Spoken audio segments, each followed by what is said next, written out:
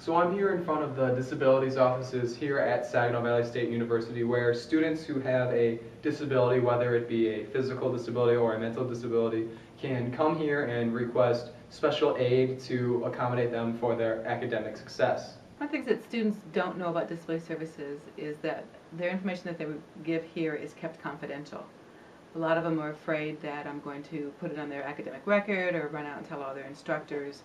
It's always the student's choice. Students that would qualify for services in the Disability Services Office don't necessarily have to be physical. It can be emotional. It can be a learning disability. So as long as they have documentation that proves those disabilities, then they would be eligible to receive services in our office. The changes in the law have made a lot of changes about who qualifies and who doesn't qualify. And actually the 2008 Amendments Act really made it a lot easier for students to come in and be regarded as a student that has a disability. What's still the same, what still hasn't changed, is they have to demonstrate there's a need for services. So although it's easier for students to come in and qualify as a student with a disability, we still have the same guidelines for demonstrating a need for services. So not every student with attention deficit disorder is eligible to take their tests in a quiet room or to tape record their lectures. So a lot depends on their need and the specific needs for each individual. Some of the services that we offer for students are pretty typical, like things they might have had in high school, like we might modify the testing situation, give them a quiet room to take their test in and more time to take their test in. We might encourage them to audio record the lectures if they're not able to keep up with the note-taking. But some of the more exciting things that we do for students have to do with new technology that's coming out. It's just exploding the type of assistive technology or apps that students can download. It's going to make their job as a student be a lot easier. We've had screen readers for a long time, but now they can do all sorts of things as far as highlighting and extracting notes. So using the technology, whether it's to record their classes or have their books read to them or dictate their papers, there's just a lot of technology that's really exciting that we try to expose students to. One of the reasons we encourage students not to be afraid to come in and use disability services is that they maintain control. All I'm going to do is make the determination if they're eligible for services. Then they have the option of, and I'll put that in a letter, and they have the option of taking that letter to their faculty members.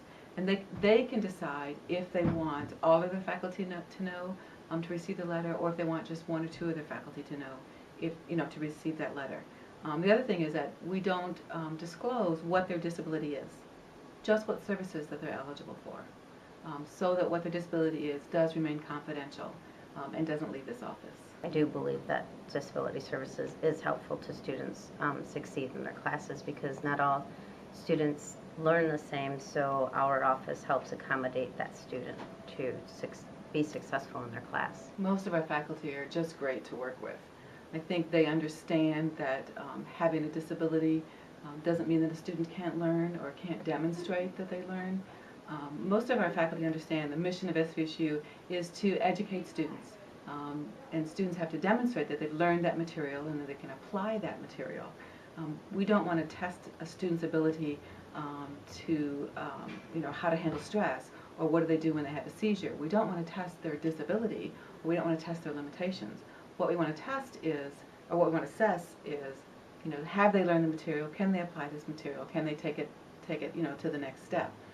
So faculty are usually very willing to give students the accommodations or the services that the students are asking for, because that allows a level playing field for the students to demonstrate that, yes, they have learned this material, yes, they know how to use this material.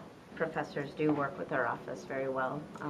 They're very accommodating to the students, as is everybody here on the SVSU campus. In order to get help from the office, first students have to come in and meet with me. We do an interview. It usually takes about an hour and a quarter. They also have to supply documentation. We don't do the testing on campus. So they have to bring documentation from a qualified evaluator that has their diagnosis as well as their functional limitations or how their disability affects them. And then we can set them up for services. Then we give them the letter that they can choose to take to the faculty or not. So if you are a student here at Saginaw Valley State University who has a disability, I encourage you to not be shy, to not fear away from it, and seek help. You know, the disabilities offices are here for you to succeed in your academic career. So if you do feel like you need help, I encourage you to come down to the offices, set up an appointment with Cynthia, and take it from there. Every little bit of help counts.